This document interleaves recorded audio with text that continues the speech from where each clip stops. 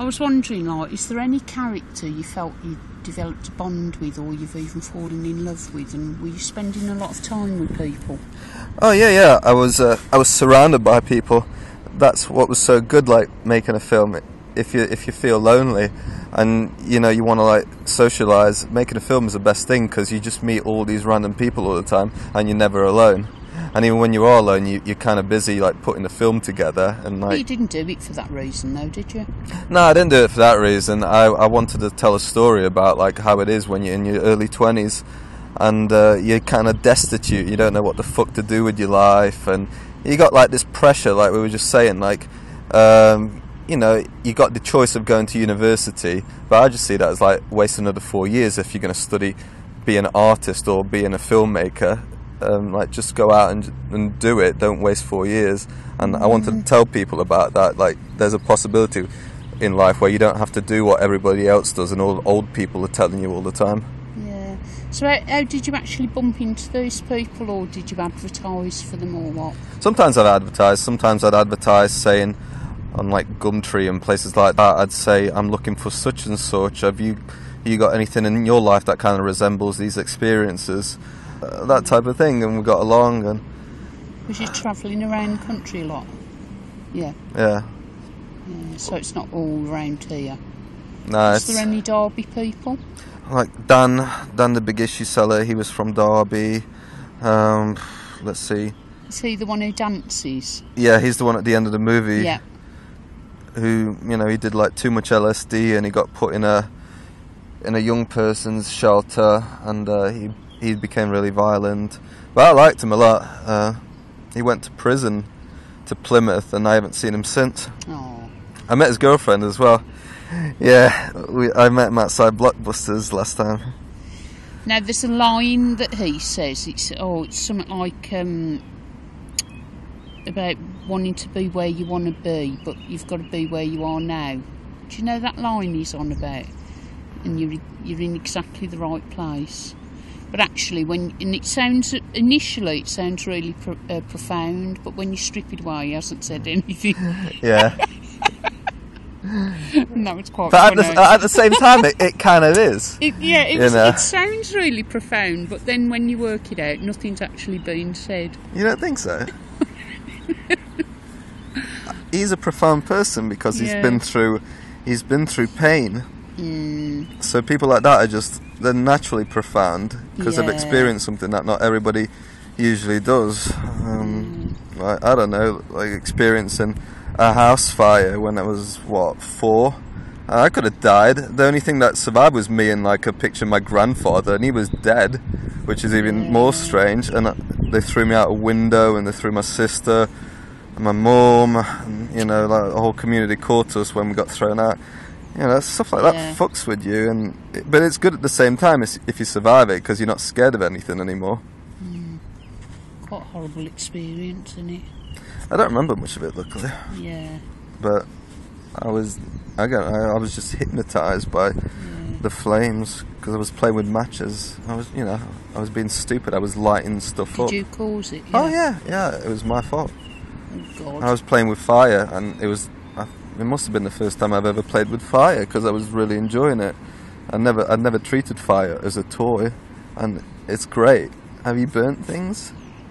Like branches or like pieces of paper just for fun? When you're a little kid? Yeah, when I was little. Yeah.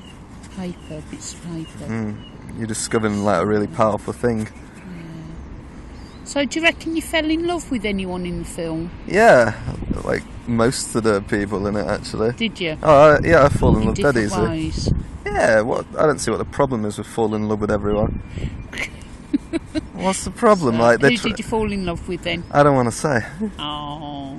Yeah, well, definitely Victoria. Victoria, which one's that? The girl with the long black hair. Is she the one who rolls around on the floor? No, that's not Victoria. That's Alice. Victoria's the one who was playing with the kites, and we were in the park, and I got thrown into the fountain. Isn't she your girlfriend? Mm-hmm. Yeah, she's still my girlfriend. Yeah. Yeah, we're still together. Did you meet on the film? No, we knew each other before. But you fell in love during it? Yeah, I used to be a nightclub photographer, and she was my boss, and yeah, she trained me up and stuff like that, and you know, eventually we started going out together. What about this, the gigolo? Where did he live? He lived in London somewhere. I haven't seen him since. Oh, you haven't? So you just went down to meet him for the one day? Well, I met him online, and he was telling me that what he used to do. And yeah, he came up to Derby. Okay. And that's kind of like how it went. Do you think you've learned about yourself through the film? What, like? A lot. The best thing was like finding out how like silly clothes are, and it's much better like being naked, especially when you're around people. And if everybody was naked, you'd be able to make friends a lot easier, and all sorts of things like that. Like breaks down the barriers. Mm-hmm. Yeah, there's nothing to judge people on anymore, is there? So you're just on about the life modelling. Yeah, like the life modelling was good for that. Yeah. And did you ever feel in danger? Nah, like the worst. What, when I was life modelling? No, when you were making the film. Oh, in general, I don't know. The worst things was the cops like fucking with you, and you'd come up with an argument, and you'd like fight your corner, and just being told that no all the time, and that they have final say. Over what can be filmed and what can't be filmed. Yeah, that over everything. But I wasn't even doing anything that bad. I mean, come on, I could have thought of a lot. So it's like you really need to relax, and you can learn a lot from the cops, like to see how uptight they are. You can kind of see how uptight the general society is. I mean, there was one scene we did where I met this murderer, and I was chatting to him. He told me after I met him that he killed someone down the line, and he was about like 60. You know, Which scene was that? He's not in any of the movie. Oh. He didn't want to be filmed. It was funny. The Paolo scene.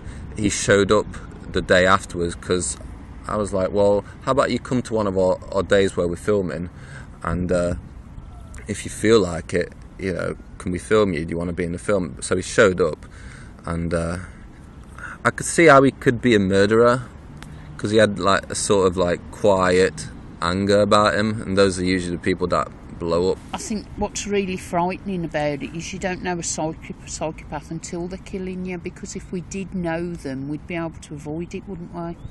So obviously people get caught out, don't they? Yeah, but occasionally in order to be killed. But occasionally you meet people and you can just feel like a violent vibe off them. Yeah. I've seen young people getting beat up by bouncers, and you can tell that they're enjoying it. There's no need to beat the complete shit out of the guy.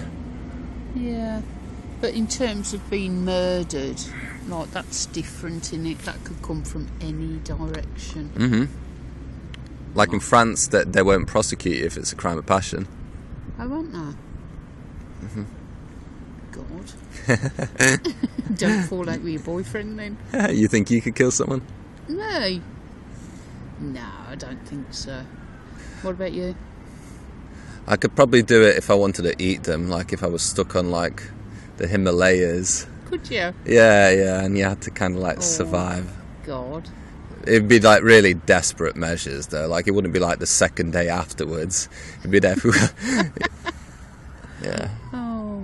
Well, we're all animals though, aren't we? You know, we're a bit smarter than animals, but we've got the same emotions. Everyone's capable of the same things.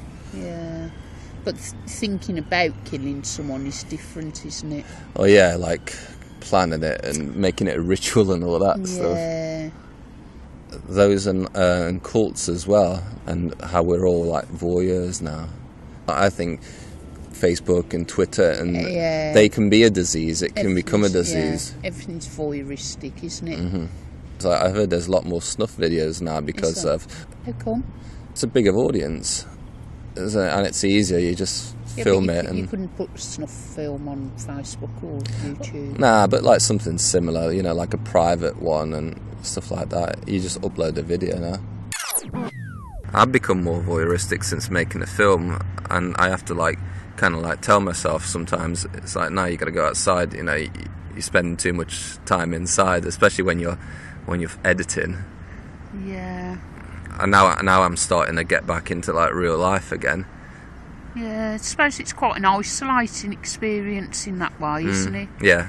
It's like, I suppose it opens your world in some respects, but then the people aren't part of your world, are they? Yeah, that's true. You completely like stop seeing them, especially if you don't like, if they move around a lot, like just regular street people. I bet with the actors it's a bit easier. These people are only there for the duration of a project, aren't they? It's like, it's not... they're not actually part of your world, are they? Yeah, well, like when you're doing the filming, and it's like you're putting on a party every time. My character. Your character? Oh yeah. I mean, I'm going through an odyssey. I'm the one who's going through the whole journey. I don't know where everybody else is. Like, they'll tell me how they're feeling like per day, but I'm going through all these different emotions in the film, and I did go through them. Like, I brought them back from something that happened. Was that what the bloody nose was for? Oh yeah. I always get bloody noses. What had happened? Well, I've broken my nose, so I never got it fixed. So it's bizarre. If I'm in a really hot place and I blow my nose, it'll start to bleed. So if I'm in hot climates, I get more nosebleeds. You were in a park, wasn't you? Yeah. What, had it just started to bleed because of the heat? Yeah. I blew my nose and it started running. Did anyone threaten you? I know there's a bit where it says, "Oh, I'll delete it, I'll delete it." What was that about? Oh, that wasn't me. That's not me filming it. That's this guy that I met one night. The scene where I'm filming the ping pong scene, and then one of the nights we just went out for a few drinks afterwards, and we met this other guy. I can't remember his name, but he was a local, and they all knew him. And he was great in his own way, you know. He was like a cartoon character. I don't know what his history was, but he's like, yeah, I want to be in a film. So I'm like, how about this? How about you go out and film something for me? I'll do whatever the fuck I want when I'm making a movie. I don't care about any of these stupid rules. I gave it to him, and he's like, I never filmed anything before. I'm like, don't matter, just, hey, I'll press record, go out and film something. And he saw this domestic happening with, I don't know, husband and wife. And That's it was a couple by a fence, wasn't it? Mm-hmm. He was filming them, and eventually the wife's like, hey, someone's filming us. And he turns around, and he's like, hey, you. And he goes up to him, and he starts threatening him, and he's like, oh, I'm going to delete it, it. And, he didn't beat the shit out of him or anything like that, but he got it all. It was fantastic. I was looking at that afterwards. I'm like, oh, wow, this is unbelievable. How do you think about us filming each other? Like, what do you think if somebody was to film someone without them knowing? There is moral implications there, isn't there? If it can incriminate them, yeah. Other than that, it shouldn't. Because you're just in public place. Yeah, I don't think it matters otherwise. If it can incriminate you, it's bad. Otherwise, I think you should be able to film anything. Especially if you've got the right reason. I've got the right reasons. I want to make like something beautiful out of it. Yeah. I don't want to like send it over to like the Sun or something stupid like that. I'm going to put it on in a proper film, and I think that's almost like a privilege, because otherwise that's a moment of yours, a real moment that someone captures. Yeah. And there's nothing wrong with it. And it's daft anyway. I mean, in the UK, CCTVs are everywhere. So what's the difference? What's the difference between me, a good guy, having it, and the government having it for posterity? Yeah, because there's issues about photography, isn't there? Do you think people are more uptight these days? I think I don't know whether it's linked into... sometimes the public gets harnessed in a way, but really it's coming back to like you're not allowed to photograph the authorities, so that's really what it's about. I don't watch the news anymore. And digesting stories properly. I mean, unless it's like someone's let off a nuclear device, nothing really concerns you in a way, does it? It's just like, it's just gossip. Yeah. But we're not informed on the level we should be. I mean, really, I feel I should know a lot more about local government and things like that, and it just passes you by. unless you actively seek it out, nothing gets publicised. Which is quite worrying, really. There's too much going on, isn't there? So much going on, and then it's just being veiled by meaningless data.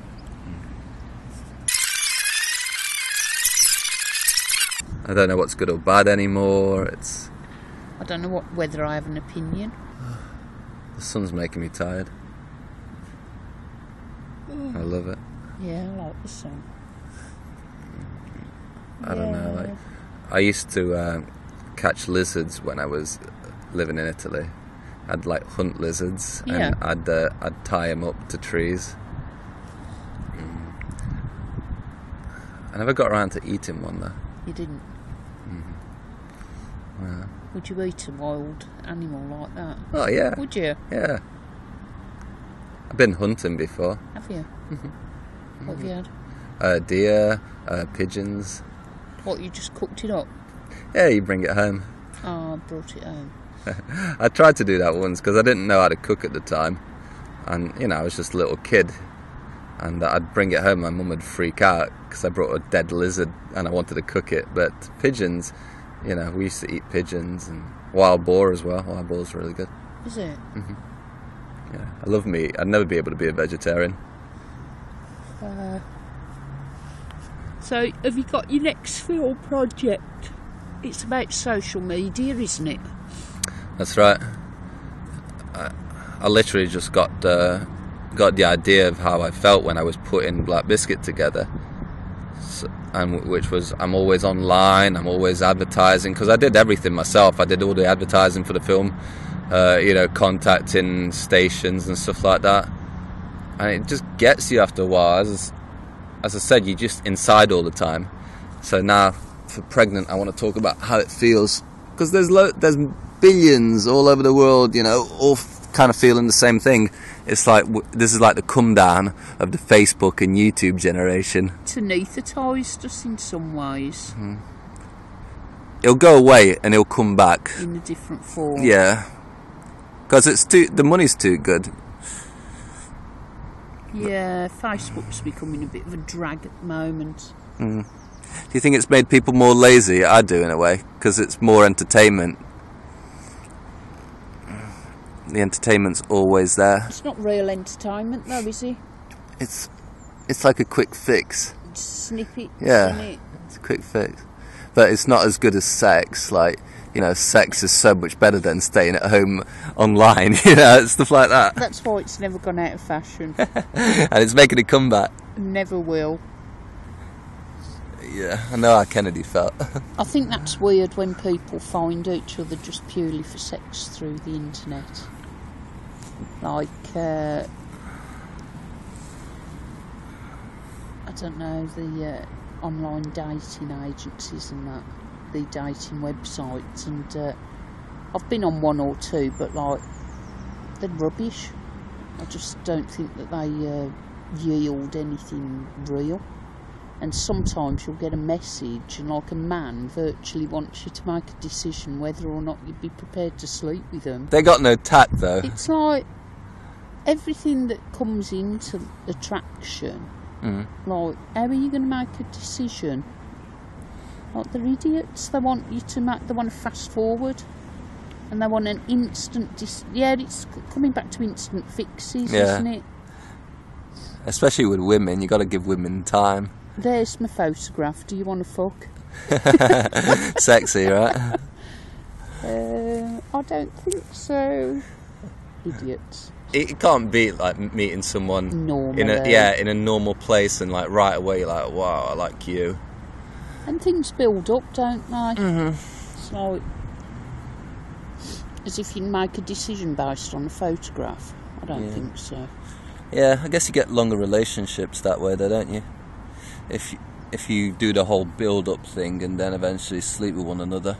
Well, it's some substance has developed, hasn't it? Yeah. Bit of a foundation. Yeah, sex is better too. No. Yeah, we get frustrated more easily these days.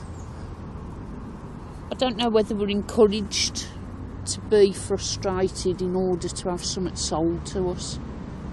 We're not encouraged to be satisfied, put it like that. Like a personal satisfaction?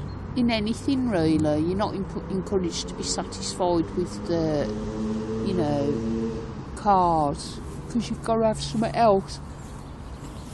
A partner. It's like... a successful... whatever. Yeah. A plan, and you always have to have plans all the time. Yeah, like, you're not allowed to be... You're not encouraged to be content, are you? Because then, if you're content, there's nothing to sell you. And there's nothing to encourage you to go and do. Yeah, the worst... I hate the fact that you have to go out and earn money. I wish money didn't exist. It's industrialised here, though, isn't it? Yeah. There's no way around that, is there? And I know how to make money. I've never had a problem making money, but I don't like it. I don't like having to waste my time earning money, because I don't like... You have to do... Most of the time, you're doing what you don't like, and I don't want to sell off like my film and art and stuff like that. I don't want to make money off it. That's why I'm giving it away. I'll give it all away. Do you think money could be made out of your filmmaking style? Yeah, it could be.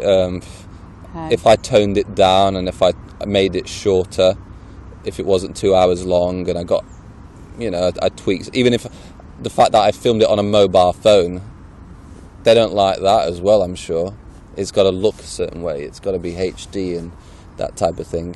When was the last movie that was made on a mobile phone shown in cinemas? But I like showing Black Biscuit at like art organisations, and even like some independent theatres are great. Or like if you go to trips and you'll come into a room where there's the movies on, and there'll be all like this weird lighting around it. You know, that's great as well. Like there's Exploding Cinema's really great, and it's down in London. It's this like film organisation, and the Horse Hospital. They're a great venue as well. You probably could make money if you had advertisers back you, couldn't you? Oh yeah, I mean I went into debt doing the advertising period.